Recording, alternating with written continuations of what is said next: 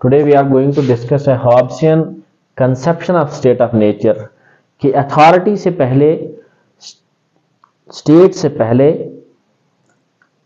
हालत क्या थी सोसाइटी की, दुनिया की, उसकी पिक्चराइजेशन हॉब्स ने की है। उसने बताया है कि इंसान स्टेट ऑफ नेचर में किस तरह से रहता था। जो एक कंडीशन थी before the agreement, before the contract, before the establishment of state, before the establishment of authority.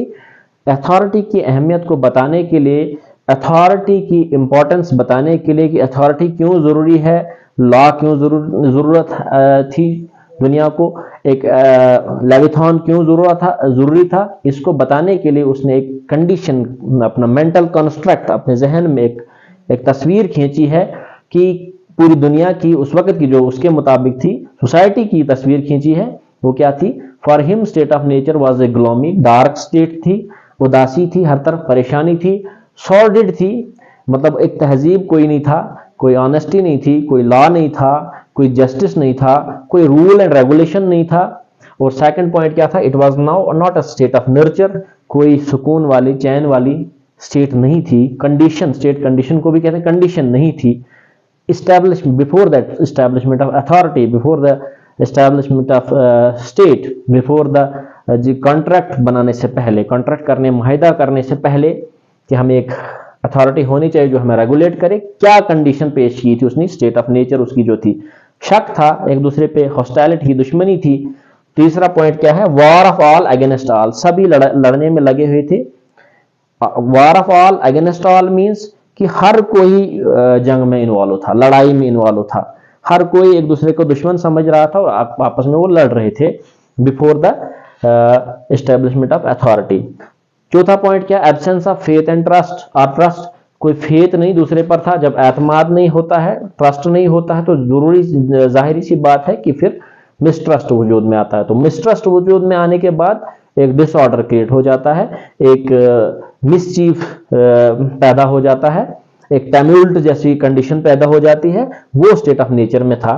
और फिर इन सब चीज़ों का नतीजा ये था कि गुलामी होना, सॉर्डिड होना, डिसऑनेस्टी होना, इंसान को एक दूसरे पे शक करना, और फिर हर एक का दूसरे के खिलाफ लड़ना, इसका लाजमी नतीजा था कि उसमें लाइफ जो थी, life in state of nature was solitary, तन्हा थी जिंदगी।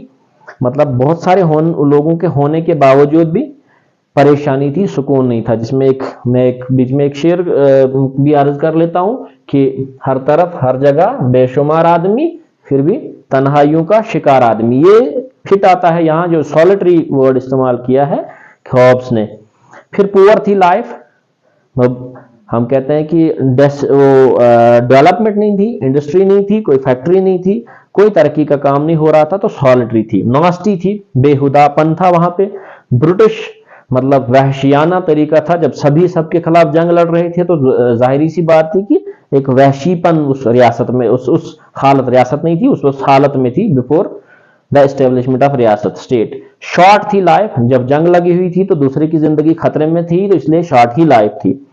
और तीन चीजें जो मैन थी, जिनने इसको रिस्पॉन्सिबल थी लड़ाई के लिए और झगड़े के लिए, वो क्या थी? कंपटीशन फिर आया वजूद में, कि कंपीट कर रहे थे आपस में वो एक दूसरे के लिए। गेन, कंपटीशन का मतलब है कि आपस में बारगेन नहीं बल्कि गेन के लिए, फायदे के लिए लड़ाई थी। डिफिडेंस, इख्तलाफ था।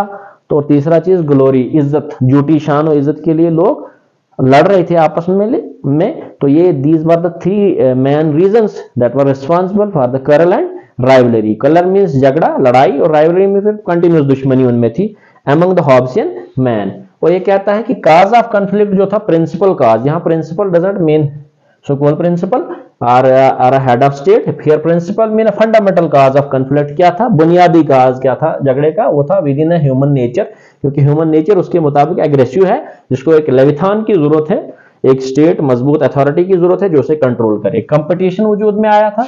इस कंपटीशन ने ब्रीड क्या किया था? इंटरेस्ट को, इंटरेस्ट ऑफ गेन, ये जो मैंने पीछे बात कही।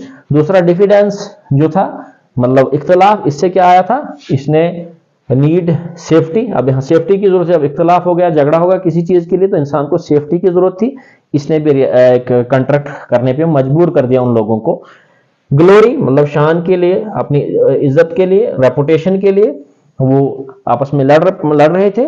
तो देयरफॉर इस कंडीशंस को देखकर, इन हालात को देख के कुछ लोगों ने आपस में फिर बैठे, कुछ देर के लिए उनकी अकल ने काम किया कि हमें एक अथॉरिटी होनी चाहिए जो हम सबको, जिसके सामने हम अपने राइट्स उसको हम दे दें, हमें गवर्न करने का, वो हमें गवर्न करे, चाहे वो असेंबली हो या एक आदमी हो। और हम इस बुरी कंडीशन में जिसमें हम रह रहे हैं, स्टेट ऑफ नेचर में, जहां लाइफ शॉर्ट है, उससे हमें निकलने के लिए एक सूरत हाल उन्होंने कही। वो क्या कहा कि हमने वो कंट्रैक्ट करने की जरूरत है। कंट्रैक्ट के नतीजे में एक अथॉरिटी वजूद में आई। ये हॉब्स ने कहा ओरिजिन ऑफ स्टेट के बारे में कि स्टेट किस तरह से वजूद में आई है। मुख्तलिफ थियरीज हैं स्टेट, ओरिजिन ऑफ स्टेट के बारे में। उसमें ये भी एक थियरी है, कॉन्ट्रैक्ट के जरिए स्टेट वजूद में आई है। Therefore, the state of nature degenerate into the state of war। इन चीजों की वजह से स्टेट ऑफ नेचर, ये जो ग्लोमी पिक्चर थी स्टेट ऑफ नेचर की पेश कर रहा है हॉब्स, इन चीजों की वजह से, ये नास्टी पुअर ब्रिटिश जो कैफियत थी उस स्टेट ऑफ नेचर की, इस चीज ने स्टेट ऑफ नेचर को स्टेट ऑफ वार में बदल दिया था। तो फिर जाके कॉन्सिक्वेंटली क्या हुआ, दे डिसाइडेड टू क्विट। उन्होंने डिसाइड किया इस कैफियत से बाहर निकलना है हमने, और हमने एक अथॉरिटी स्टैब्लिश करनी है। तो इसका नतीजा हुआ कि उन्होंने कॉन्ट्रैक्ट किया और एक अथॉरिटी को वजूद बख्शा।